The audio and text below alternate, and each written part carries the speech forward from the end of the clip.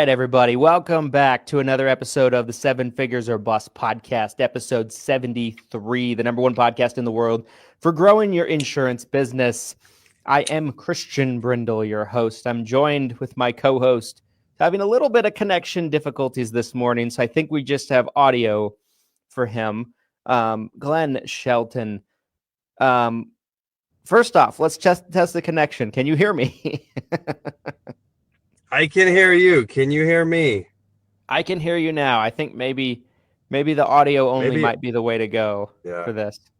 I'm worried about the audience because I know a lot of people tune in to see my face. So we might lose a lot of viewers on today's episode. So I apologize to those in the audience. I am still out of town, you guys. I'm on the road. As you know, Dr. Oz and I had to go to Washington, D.C. this past Friday for that Senate confirmation hearing. So me and him immediately hit the road after the podcast on Thursday. No, but I am excited to get into the topic today. I'm on the road because of my son's basketball tournament, which I wanted to start today and ask you a trivia question about basketball really fast. How do you feel about that? Hit me. Okay. And my audio, you can hear me? My audio's good? Yes. Audio, it's okay. It's much better with just the audio. Happy St. Patrick's Day, by the way. Happy St. Patty's Day. Hopefully you're wearing green. I am. I have a green necklace on. You can't see it, but I promise. So my son's team was down 2 points. 3 seconds left. Other team has the ball. Okay. Mm-hmm. Obviously, coach, there's a timeout. Coach says, hey, do not foul. Make them shoot to win the game or tie the game. Whatever you do, do not foul. Okay. Ball gets thrown in. Kid takes a shot behind the three. He gets it off just in time. I mean, I clocked it a couple times. I watched the replay because the game was recorded. I watched the replay. It just got it off. It was a horrible shot. It was definitely an air ball. Wasn't going to go in. Now, before he could plant his feet, someone on my son's team bumped into him in midair. This sparked a debate among everybody whether can you foul past the end of the game? Is that considered continuation of the shot? If the buzzer sounds, the game's over, or could you literally punch someone in the face the second that buzzer sounds and it doesn't matter anymore? What would you say? I want to know your thoughts on this. And you have no idea how tumultuous this situation was. I thought a referee was going to get dragged out of this gym and beat in the parking lot. It was insane. So I would say that as soon as the buzzer sounds, the game is over. There's no more fouls. Now, you could maybe be suspended from the league if you went up and punched somebody after said game. But I would think that once the buzzer sounds, you can't foul someone and there's more free throws or something like that. See, my personal opinion is that it's continuation. I honestly, I believe that if you went to a referee, and obviously you might have some referees that even disagree on this, but I personally believe that it was continuation, that he took the shot, he hadn't landed yet. You have to allow the shooter to land, right? That's a foul. Even if it's just as simple as that, you bump them as they're coming down. And then, for those of you on the edge of your seat and you want to know what ends up happening here, kid goes to the free throw line. Everyone has to leave the court because the game's over. He's shooting these free throws. Out of respect for the shooter, nobody said a word. I wanted to be screaming at this kid as he's shooting. That's what most fans would be doing. That's not what any of us did. We, good sportsmanship. He misses the first one. So at best, he can tie the game. I'm thinking, no way he hits the next two with the pressure on the line. He hits the next two. It goes to overtime, and my son's team ends up losing in overtime. So it was hard to swallow that this whole situation of the game hedged on this moment of Was that a foul? Can you foul after the buzzer? Is there continuation of the shot? And I wanted to know what your thoughts were on that. Yeah, I can't think of a situation in a game where I've seen that, so I guess I wouldn't know. That's just kind of what my initial thoughts were, but very controversial to start the show. Very, very, very controversial. More controversial than the Senate confirmation hearing, I would say. So, all right. So shifting gears, right? We have a finite amount of time to kind of cover this with you guys. This is a 3.5 hour hearing, and I did watch every second of it on Friday. Parts of it I went back and watched a couple of times because I wanted to, number one, have a clear understanding of everything that was discussed, you know. Two, I wanted to be ready for the show today because I wanted to make sure that, you know, you guys could come to this show and have a breakdown to where you don't have to sit there and watch for 3.5 hours of your life. And truth be told, right, a lot of the hearing, and we're gonna go into the actual video of it and break down specific parts of it.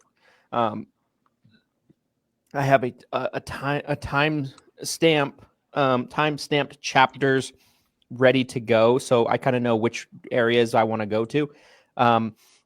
Vast majority of it was about Medicaid. A lot of Medicaid talk. I would say 2/3 of it was about Medicaid talk. This was extremely politicized, as you could probably expect. Really politicized. You know, a lot of different members of the two various parties, you know, using it to kind of sneak in their kind of agendas in different areas and things like that. So there's a lot of that takes place. There's a lot of talk of Medicare Advantage pre-authorizations and things like that. And, you know, there's a lot of different elements of that. There is a extremely small amount of discussion of Medicare agent talk that has kind of been blown up and sensationalized a little bit over the past couple of days. And so we're going to jump into that as well. So just without further ado, because this show cannot be longer than an hour, I am going to jump in and we'll just kind of go through this with you guys and break it down piece by piece. And we'll start and stop and, you know, give kind of thoughts here and there. And I'm assuming that you didn't get a chance to watch it being out of town. And so I am the kid. Oh, I love that you're screen sharing this. This is great. I'm the kid in the group project who is hiding behind the kid that did all the actual work. And I'm going to try to get that A. I'm going to claim the A like it's my A when we get to the end of the assignment. Now, here's the thing. I did watch about maybe 30 minutes total.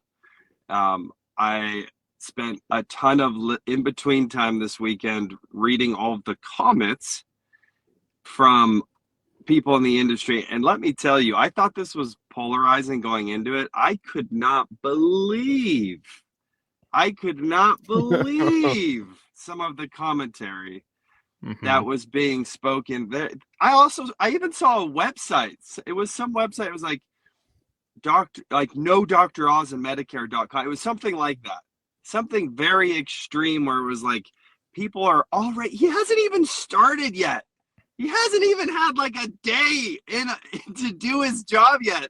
He hasn't even been officially sworn in, I don't believe yet. Yeah, I don't think he's even officially been sworn in. And yet people are already, they're ready to petition him out. Like they're ready to do everything they can to try to get him out. And I'm not saying, and I'm not, this isn't even like a political party thing. I'm seeing people who most likely are Republicans, are a fan of the current administration, but they're against Dr. Oz. Yeah. And so I don't get it. I don't get how polarizing this became. It's insane. I love that you have this pulled up though, because I feel like I get to be taught by teacher Brindle today. So this is perfect. A tiny bit of background on this. I watched the entire thing, every second of it Friday. I actually made my own timestamps of things that I wanted to stop and go through. And by the time I got through it, right, and imagine, right, I'm starting, I'm stopping, I'm starting, I'm stopping. I put a lot of time into this over the weekend. I didn't save it. I felt like such a bonehead. I didn't save it. So I then cheated and then had AI create this transcript for me, but it's not as detailed as the one that I had. It's not as specific to what I wanted. Homework. I'm copying someone's homework, and they used AI. That's what this is coming down to. Damn it. So okay, let's jump in, right? So the first 30 minutes or so actually have nothing to do with Oz. They're discussing a previous person that's went through a hearing like last week and kind of giving thoughts on that. Like they're not even talking about Oz. But I tried to find it just early this morning. I'm not going to waste time looking for it. There's a spot at the very beginning in the first couple of minutes where they're talking about, what's to come in the hearing. And that is, the hearing of Dr. Oz. And one of the senators says, we'll be doing a hearing for Dr. Oz momentarily.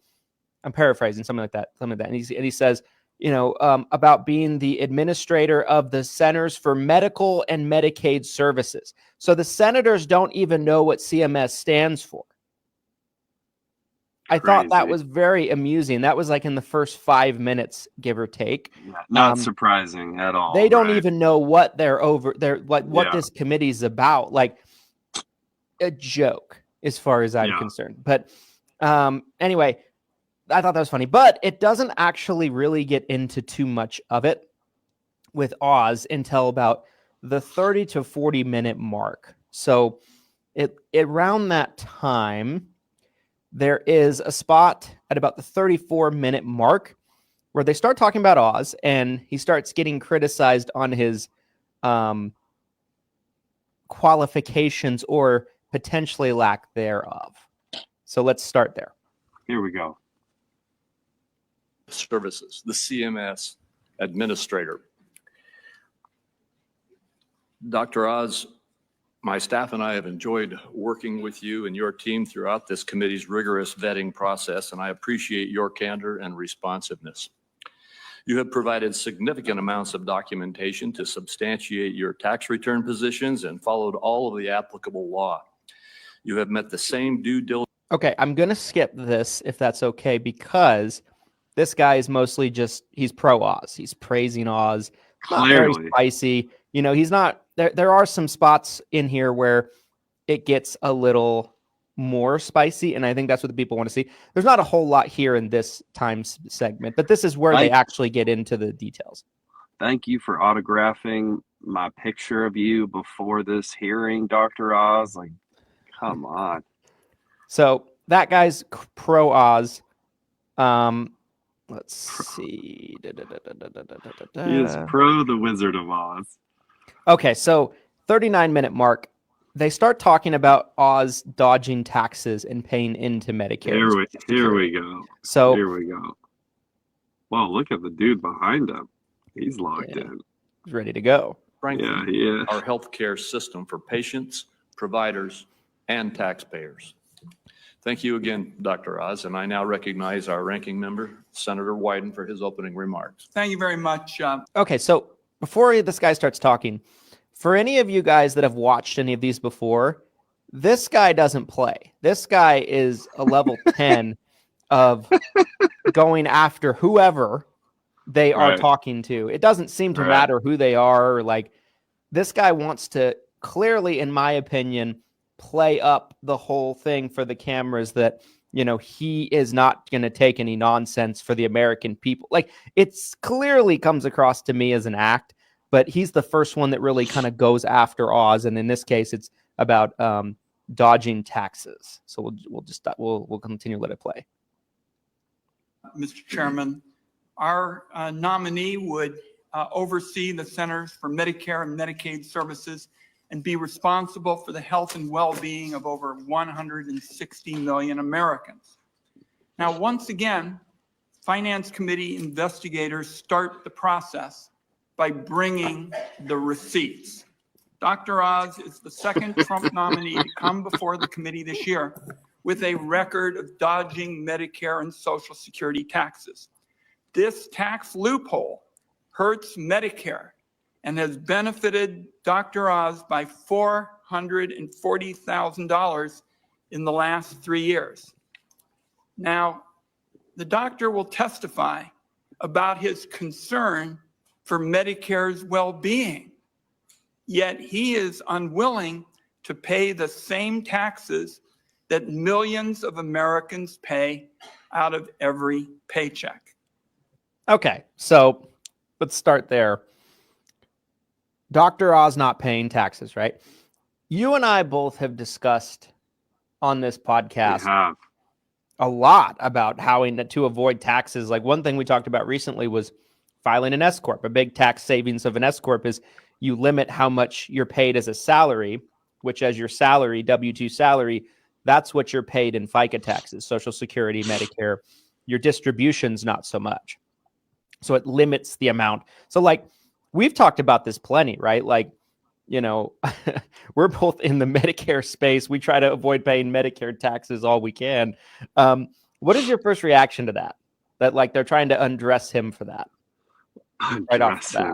Undress him.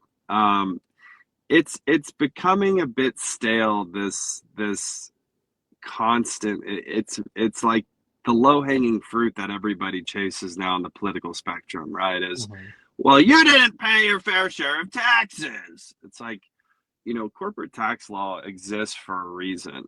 You know, there's these legal loopholes that exist for a reason that people choose to exploit because it's allowed. I have a feeling that despite whether he paid into Medicare or not, or whatever taxes he did or did not pay, I doubt anything he did was technically illegal, right? Sure. So yeah. So it's all just political posturing, trying to get the soundbite, trying to get the base riled up, trying to get it pushed out to the masses that, you know, oh, here we go. We have this globalist elite that's coming to power that didn't pay taxes. I just think people need to understand that, again, that's ultimately what this type of talk is. And we see it with almost every politician now.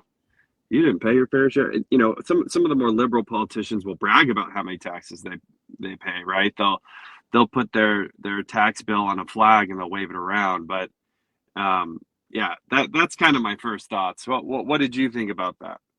I had the same thought, right? Like my thought process is if you can legally find a way not to pay into it as much, aren't you kind of stupid not to?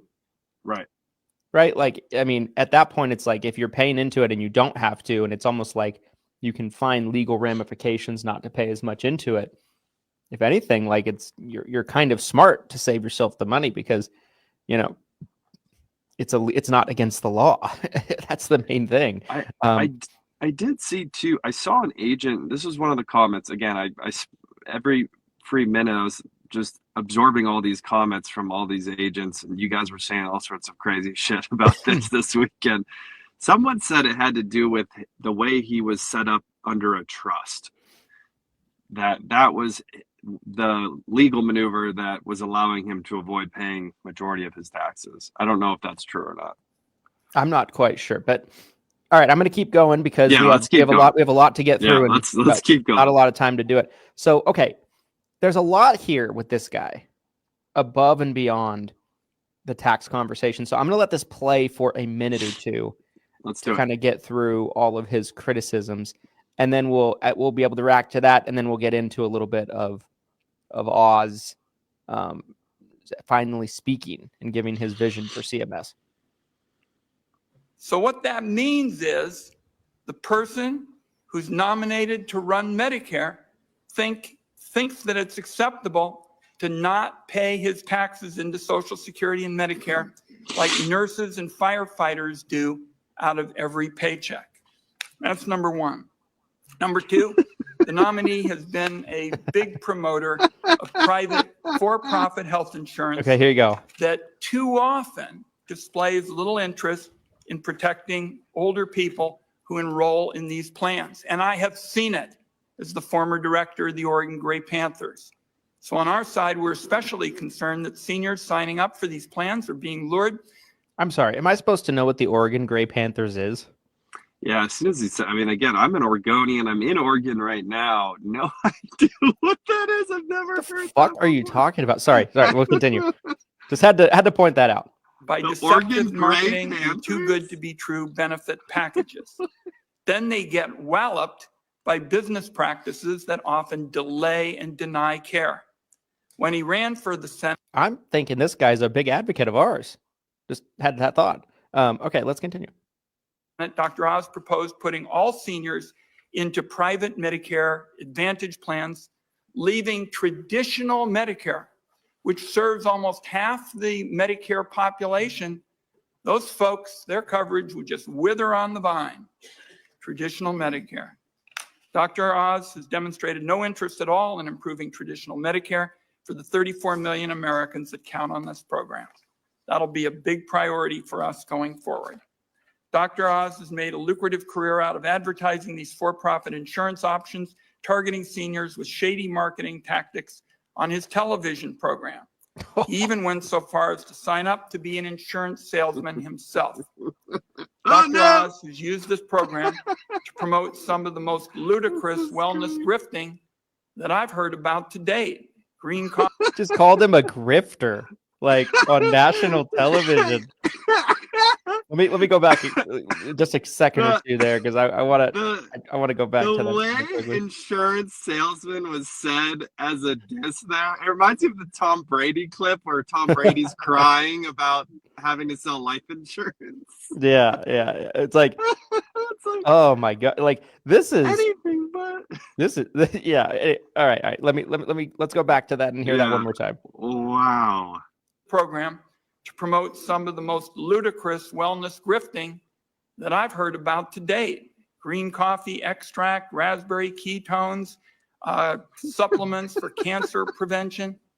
Several weeks ago, this committee heard a slew of similarly misleading claims from another unqualified Trump nominee. Now our country is facing the biggest measles outbreak in decades, while the Trump administration touts the benefits of cod liver oil and terrifies parents about vaccinating their kids. Meanwhile, Donald Trump, Elon Musk, and congressional Republicans. I swear, Trump and Musk were brought up as much as Oz throughout this entire hearing. Like, so that's why at the beginning I said, I'm like, this is so unbelievably politically motivated, so politically charged. I loved his how when he said grift, he looked up and just tried to like laser beam him with his eyes. He's like, you're grifting. Boom, said the G word. He's like, gotcha. Gotcha. Gotcha. So this goes on for a little bit. It goes a lot now from here into, Medicaid cuts and, kind of trying to nail him on if he's going to support that or fight against it or anything like that. I'm going to move a little bit forward to where Oz actually speaks. Let's hear from the man. Let's hear from the wizard. Right here. But my wife, Lisa, right there, I should point out, I married her in the wisest decision of my life 40 years ago. And if I can just come close to being that insightful when I'm administering Medicare confirmed by this committee, then I think at least begin to battle some of the challenges we will face. Thank you. Please proceed. Politician. That's right? Honestly, like, yeah. That is a politician, like, you know what I mean? Like, I made this great decision marrying my wife. If I can even be close as smart as that when I'm, managing CMS, then I think we'll turn out pretty good. The smirk and everything. Like, so this was my number one takeaway from what I've gathered this from before we even started the podcast. If you had asked me, like, Glenn, what was your number one takeaway from what happened Friday? It was that he's absolutely polished. Very I was shocked at some of the clips I saw. I heard about his Senate run, but I didn't really pay attention when that happened, when Dr. Oz ran for senator in Pennsylvania. And I always kind of took it as like he was just kind of trying to run on his celebrity. I didn't think he really could play the game necessarily. But when you watch what he said, like the way he can pander and the way he talks, it sounds like he's been in politics for 20 years. You would think he's a career politician, which whether whether that's a good thing or a bad thing is, that's debatable, but that's just something I objectively didn't realize until I saw some of these clips. Yeah. All right. Sorry. I'll continue. But no. I totally agree. I totally agree with you. Yeah. Chairman Grapo, Ranking Member Wyden, thank you very much for inviting me to appear in front of this committee today. I've met with everybody on this committee at one point or another, and I'm hoping some of those conversations will inform the committee hearing. I want to thank President Trump for his passionate desire to make America healthy again and for nominating me to support that vision. I want to thank Secretary Kennedy for having the confidence in my capacity to make a meaningful and measurable difference in the health and well-being of the American people. Let me start off with one simple premise. All great societies protect their most vulnerable. And I would argue we are a great people.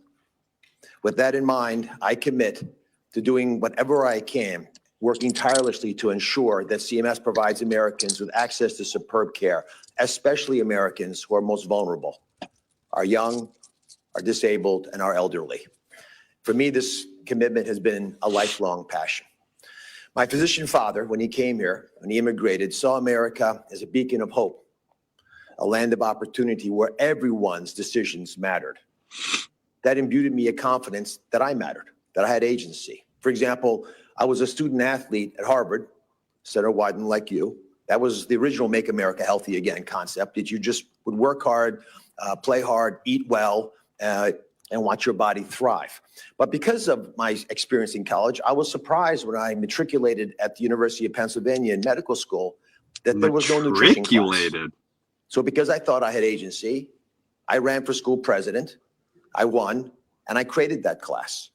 I became, as well, a student at the Wharton Business School, and while there, I learned the skills necessary to manage large organizations like at CMS, where we have nearly 7,000 folks, hardworking career civil servants, and 40,000 outside contractors involved with the delivery of our services. Next, I began my career at Columbia University. And for those of you who don't know where Columbia, the medical school is, it's in uptown Manhattan in an area called Spanish Harlem. So this goes for a while and goes another 7-8 minutes. And, again, right, like, it doesn't go into a tremendous amount of specifics in terms of CMS and direction and anything like that. But again, what I took out of it was polished, right? Very polished, very good speaker. And one thing you can tell as you go throughout this hearing is he has spent a lot of time behind the scenes smoozing a lot of the people on this. Senate hearing. Like behind the scenes, he's met with them and, makes little comments here and there. I don't know if we'll be able to get to it, at this particular point, but there's one spot where he's like, someone recommended he watch like a TV show when they met in private. He's like, I watched the show. You know what I mean? He has fans, dude. He has some serious fans. I saw the clip of one of the senators was talking about his staff. He's like, "Oh, it looks like you got some of my staff back there," or something along those. And they're just the way they were talking was, again, it was just so telling. It was just so telling about how polished he is, how much of a politician he's really become. Again, for better or for worse, that's who I really think he is. And here's the other piece of this. If any of you have ever watched any of these Senate confirmation hearings before, you don't come into this and start spouting radical ideas, right? Like, even if Dr. Oz had thoughts or plans in place to make radical changes, he's not going to come into this confirmation hearing, using this as a soapbox. That's not what this is. This is very much so the Congress's opportunity just to try to poke holes in who he is as a person to do the job that he's being selected to do. This isn't his opportunity to get on a soapbox and be like, "Hey, these are all the things I'm going to do. These are all the changes." So I think maybe some agents out there maybe thought that's what was going to happen, that he was going to like get on a soapbox and be like, hey, this is what I'm going to do about changing Medicare. It's like, no, that's not what this was. Yeah. The next little while here, he talks for a few more minutes. They ask him some questions. A lot of the discussion is about like the overall health of Americans, right? Which, important, but we have 30 minutes left. We're halfway through the pod. So I'm going to skip forward a little bit. So this next spot I'm going to jump to is where they talk about CMS's timely responses about things, which I thought was super interesting because, a big part of the problem with Final Rule last year was requests from carriers and FMOs for clarification on points of confusion in the Final Rule, and CMS basically just not responding. So this seems to be an issue not just with carriers and people that are being overseen by CMS, but also the government officials as well have noticed it. They're like, yeah, you motherfuckers just don't respond. And so I'll fast forward to that. Powerful tool in fighting fraud. That's the False Claims Act. Since its enactment, it's brought $78 billion of taxpayers' money lost to fraud back to the federal treasury. CMS with the Justice Department must aggressively go after waste, fraud, and abuse and empower whistleblowers, which brings this to the attention of most of the people that are following up on the enforcement of the law. My last one is oversight. In other words, the congressional responsibility of oversight to see that the president faithfully executes the laws, allows us to hold bureaucrats accountable to the rule of law, and helps keep faith with taxpayers.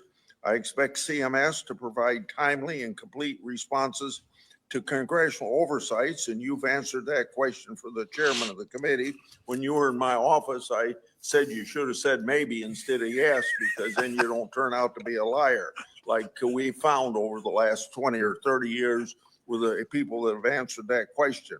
So I want you to listen to whistleblowers. You don't know what's going on down in the bowels of that big bureaucracy you have, and you need a culture, because you can't keep track of every whistleblower.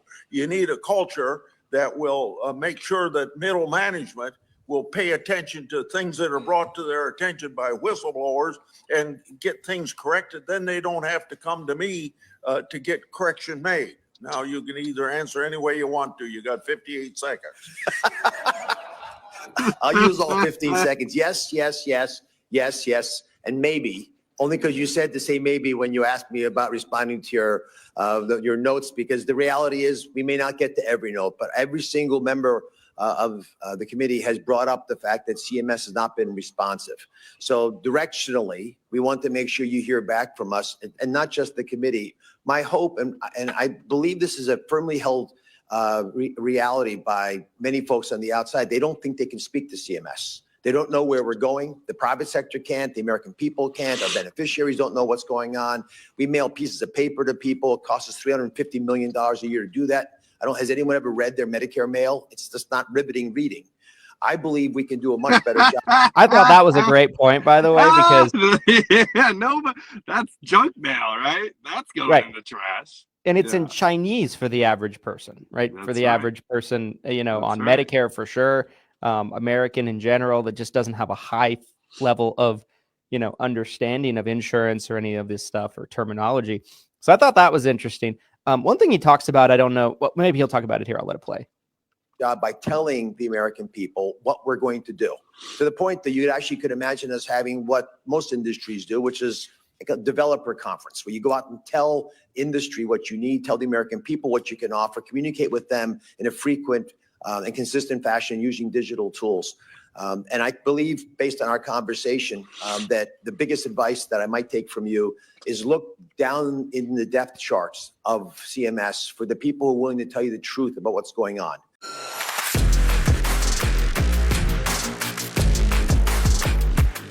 This episode of the 7 Figures or Bust podcast is brought to you by my mini course, How to Find and Buy Books of Businesses. Guys, in 2024, Glenn and I, in our combined company, purchased and acquired through acquisition 900 clients. And over the years, we've purchased thousands of clients to grow our agency internally. And we've learned a thing or two over the years, right? There's certain things you need to look out for. You need to know how to value a book of business. You need to know how to transfer everything, what the expectations are in terms of the timeline. And you need to know how to put a deal together and structure it to protect yourself while still at the same time doing good business with people. Guys, this mini course is around 10 videos long. It's a quick and easy thing to get through. And it's a great way for you to grow your book of business in 2025. Whether you're finding an agent that is maybe been in the business for decades and they want to retire, and then maybe they don't have any kids to take over their business. Maybe you're looking at a situation with an agent that just hasn't been able to make it in the business and they're just looking to go off and try other things. Buying books of businesses can be a great way to quickly and rapidly grow your business fast. And we've unveiled all of the little tools and tricks that you need to know in this training. It's a one-time purchase for only $197. For that price, we're practically giving it away. Make sure to check it out now. Now back to the show.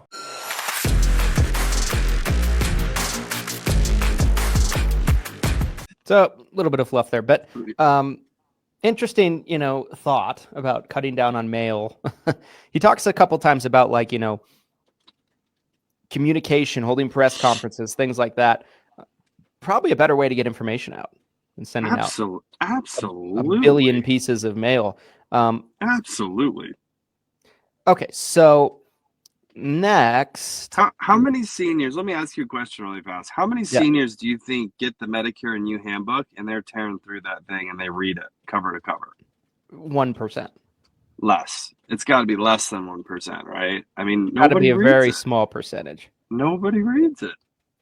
So this spot right here is the first mention that I could tell of Medicare Advantage prior authorization, which is a topic, something that probably needs I caught some of this. I caught some of the prior authorization. I thought this was really interesting. Dr. Oz, I'll overlook the fact that behind you are some of my former staff members who Here have you been go. stolen by the department from my department. Yes, yes. Well trained, sir. I'll overlook that. Oh my Prior God. authorization, you're a provider. You know how sometimes care delayed is care denied. Speaking to a surgeon in Florida who said if he had gotten the prior auth like that, the surgery would have been less expensive, the rehab shorter, the patient's outcome better. Your thoughts, you're a provider. What do we do about prior auth issues in the Medicare Advantage program? Senator Cassidy, thanks for your years of service to your patients and to the clinics that you've helped run and create, as well as service in the Senate. And I've enjoyed our conversations, numerous ones, about broad healthcare policy. This issue of pre-authorization is a pox on the system. We spend 12% of the healthcare budget on administrative costs. Pre-authorization is misused in some settings. There needs to be a mechanism to confirm that procedures are worthwhile, but I'll offer some ideas on how this might work. And if confirmed, I'd love to push some of these ideas and share them with other members of the committee. There are about 15,000 procedures that could have pre-authorization. They represent most of the things that are done. They not just operations, but medications that are given, et cetera. Insurance companies today use pre-authorization for about 5,500 of those procedures. But interestingly, not all insurance companies focus on the same things. And even within the idea that's the procedure that's being pre-authorized, the criteria for accepting it are also all over the place. So it's very difficult to automate that. And so it tends to be misused because it stalls the process, as your physician colleague in Florida pointed out, makes it more expensive. And we're spending money, wasting money, trying to do a process that should be automated. I would argue we could limit the. So a big part of his point is, they should automate the pre-authorization process. Right. I mean, I would argue that carriers are trying to do that right now with AI. It's kind of making the problem a little bit worse, but I don't know. We'll see. I mean, it's kind of like, Conceptually, I think it's because he mentions there a little bit after that. He talks about how when you swipe a credit card company immediately says yes or no, right? Right. And so I thought that was really interesting. But again, it's also one of those things where it's like when someone's running for president, they'll say things that sound great and everyone's on board with, but might not be feasible or might not actually end up working out the way they say it does. So that, we'll see what happens. We'll see what happens. But This next part here, talk about this thing being politicized. I think this is probably the key moment of that. Mr. Chair, and welcome, Dr. Oz. Congratulations to you and your Uh-oh. family on your Is that nomination. Warren? That's First Senator question that I'm Warren? asking of every nominee for this administration, if directed by the president to take action that would break the law, would you follow the law or follow the president's directive? The president would never do that. That's absurd. It's a disappointing answer. Now, Wow! That's absurd. Wow! That's absurd. What does it have to do with Medicare? What does it have to do with Medicare? Nothing. Like, oh my gosh. Give me the soundbite. I need the soundbite. they got it with that one. Yeah. You know, and there's a couple moments like that. Probably only got about 10, 15 minutes left. So there's a couple really important parts that I feel like I want to get to. I feel like I want to have a little bit of top time to kind of kick this around together before we end the show. Sure. So I will admit that the vast majority of the rest of the hearing is Medicaid, politicizing, a little bit more of Medicare Advantage pre-authorization.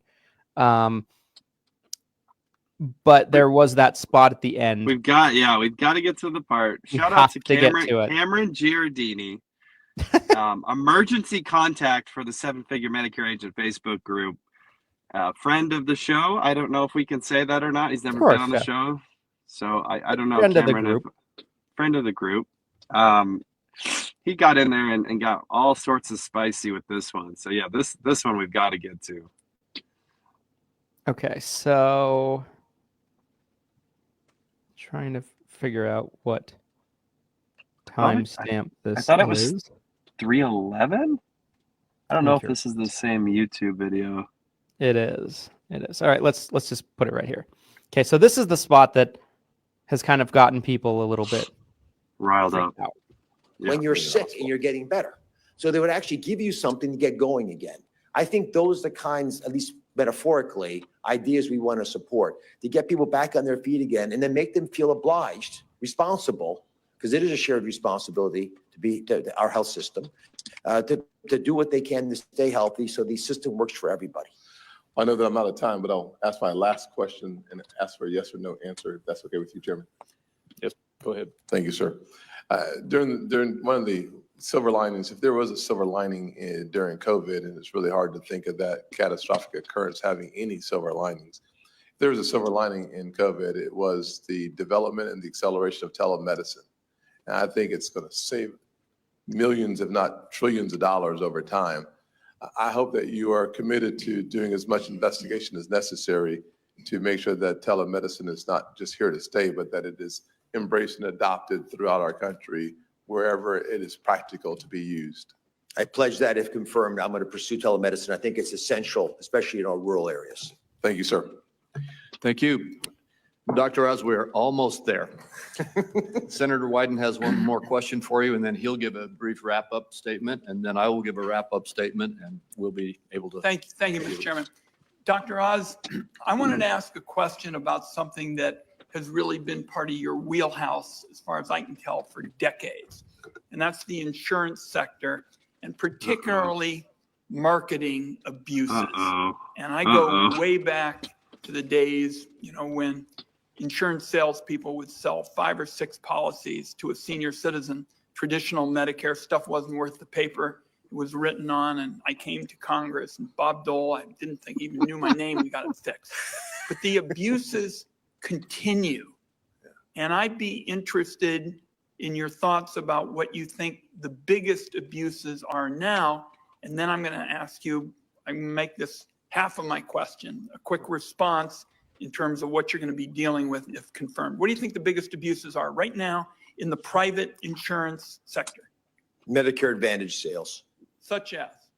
Give me an example of There's something. brokers that get involved in churning policies. So they get you to switch from policy to policy. We should potentially consider whether you need to re-elect Medicare Advantage every year and potentially offer multi-year programs for seniors, because that would save some of the money that the brokers are taking out of the middle. Some brokers do a great job, some don't. We probably have too many. I think there are ways for us to ensure that marketing process works better for the folks involved. But it's also what the Medicare Advantage plans also do with the monies that they use to incentivize the American people, the 33 million people on Medicare Advantage to come into their programs.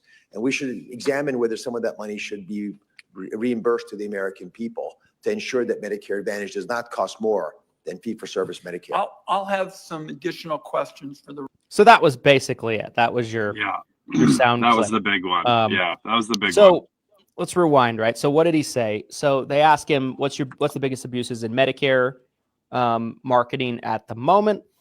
His answer is Medicare Advantage sales, particularly agents flipping people's plans. And he says there's probably too many agents. There's good agents and bad agents. And maybe we should consider changing it to where instead of every year having an open enrollment, maybe we do it every 2 years. So probably a 45 to 60 second clip right there of what he actually said. But out of this 3.5 hour, 20-minute, conference here, hearing, it was blown up crazy. So Glenn, let's start here. There's really nothing else I want to go through in this. Vast majority of it, you guys, is irrelevant to us as agents, to be honest. There's a lot of things that CMS oversees other than us as agents, even though sometimes it feels like we're it. In our own little world, maybe we're it. But so Glenn, watching that, what is your opinion, and in combination with the reaction it's been getting online? So that was my first time listening and seeing the full soundbite. Obviously, I saw the commentary online first. I don't believe the reaction was valid based on what he said. I do want to say that first and foremost.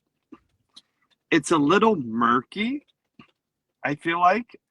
He did specifically say the brokers taking out of the middle. I mean, again, that's our commissions he's referencing, right? So he is referencing brokers getting paid commissions. So, but you also have to understand. I think he specifically said, he kind of referenced marketing money more than commissions than anything else. Big insurance companies using marketing funds that maybe could go into the plans, into the members instead of going to incentivized sales. I think it was also a very political response, in my opinion. It was a very much so a politician's response to, hey, what do you think about all this Medicare abuse? Obviously, you're going to say something that sounds very supportive of that. And I think that's what he was going for. It wasn't valid of the sort of response where people, I'm seeing people say, everyone better start selling life insurance. Medicare commissions are going away. Literally, I'm seeing comments like that online. Me too. Yeah. And I'm just like, that's over the top. That's over the top. I want to say something too. Well, before I say this, actually, I want to say, what's your response to that soundbite before I get into my next thing? Sure. I had a lot of the same thoughts that you did. I felt like it was dramatically overblown. I feel like it was a politician answer. I feel like a lot of his answers were just to appease the people on the committee so that he can get in. Exactly. And there's a lot of combative people on that committee, right? We didn't even get the chance to play the Elizabeth Warren stuff, but she was actually relatively supportive of him and friendly to him. I think they met beforehand and he won her over. So there wasn't a whole lot to play there, that's why I didn't prioritize it as much. You guys can go back and watch it if you want, but not a lot there. There is one thing that she said though, that was specifically going after, it seems like United Healthcare, where she specifically, calls out the insurance companies, United Healthcare. So that was a soundbite we could have probably tried to squeeze in there, but there wasn't really anything directly at him. that she said. But no, I think that specific soundbite came across to me as he's just trying to give the answers that he thinks they want to hear. I don't think what he said was necessarily wrong if you dissect it, because what have we as agents been complaining about for years?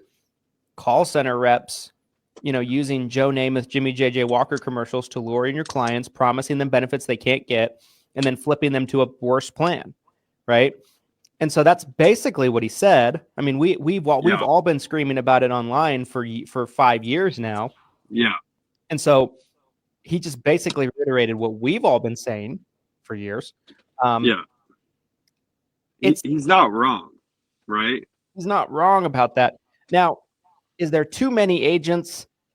I don't know. I don't love the sound of that. I don't know how you Line up. Every third agent's getting cut. Here we go. I don't know how you prevent that, though. You can't. But I thought there wasn't enough. I thought that's been the whole thing this whole time, is we don't have enough brokers to handle the beneficiaries. I think if you look by the numbers, it's still an underserviced population. So, And at the end of the day, right, he's not there. He's not involved. So he's kind of speaking on things he doesn't really have a lot of knowledge about because he's not there. He hasn't been granted access to all of the sensitive information he would need to do his job. So I take it with a grain of salt, everything that he said. 100%. Do I think we're going to have, do I think that it's going to be a change where, every 2 years people can change? No, I don't see that ever happening, because no other health insurance, no other type of insurance works that way. I would be shocked if that actually was something that happened. But, it was such a small topic of conversation, which makes me believe that is not the highest priority going into CMS. I agree. I'm after agents. I agree. It was discussed for 45 to 60 seconds out of 3 hours and 20 minutes. Guys, we were so locked into today's episode for the first time. We didn't even tell you who sponsored today's episode. Which today's episode was brought to you by 7figure.com. Head over to 7figure.com to stay up to date on the latest podcasts, to see what type of learning, training information is available from Christian and myself. You can also purchase leads, learn about our virtual assistant platform, and everything we have going on. It is a one-stop shop. It is a hub of information for everything that's you can see stemming from the 7-Figure Medicare Agent Facebook group, from all of the businesses that Christian and I co-own and are co-running. Check it out, 7figure.com. That's SEVENFIGURE.com. Now, that being said, I want to get in. This is really final thoughts time anyway. So real quick. Yeah. We do have a little bit more time than I thought we would. We could quickly jump into the Elizabeth Warren stuff, because that was a topic of conversation with her comments on the insurance companies. Do you want to jump into that super fast? I honestly think this is a two-part episode, because I think there's a lot here. I think we might have tell us, comment below, you guys, if you want a part 2 on Dr. Oz and the Senate confirmation hearing. Comment below, let us know what you're thinking. I feel like there's a lot more I could say. I have a feeling Christian probably feels the same way. So instead of bringing back up, maybe we get back into it, even if it's only half the episode tomorrow. Maybe we get back into it for at least half an episode tomorrow. But let us know, guys. Let us know. Yeah. So my final thoughts, I guess, if we move in that direction, my final thoughts are, I think 99.99999% of people that were freaking out on social media or freaking out in general read somebody post the quote out of context and just went ballistic and didn't bother to watch it. I think it's, now here's the thing. Do we know if he's going to be good, and him and his leadership, are they going to be good for us as agents or bad for us as agents? We can't really say. We don't really know. But it is worth covering and paying attention to, because it has direct impact on us in our industry. I will double down on something I said over the weekend, and that was, I think anyone is better than what we've had. I don't think it can get worse. And I agree. If I got anything out of it, listening to every second of it, I got out of it that I think he's very smart. I think he's a businessman. I think he's practical. And I think anytime you have somebody in there that's smart, business-minded, practical, a lot of times that the net result might end up being, it's more likely, I would say, to be practical, reasonable solutions, right? Like I don't think anyone's ever had a problem with CMS trying to pass rules, but the rules have to make sense, and none of their rules make any sense. They don't actually solve anything. They're just stupid, and they're clearly made by people that have never had a real job. They just sit at a desk and sharpen pencils all day and pass rules. And so this is it's refreshing to see someone come in that has been very successful in his life, is a doctor, is a heart surgeon, was successful on TV, is a businessman. I think there's a likelihood that we end up getting more reasonable and practical solutions coming down. Not saying that regulations are going to necessarily be cut, but maybe we have more regulations that actually make somewhat of sense. I agree with everything you said there. Especially the part, and for whatever reason, there's been a little bit of pushback in the community, I feel like, on this idea of it can't possibly get worse than what it was. I completely agree with that sentiment.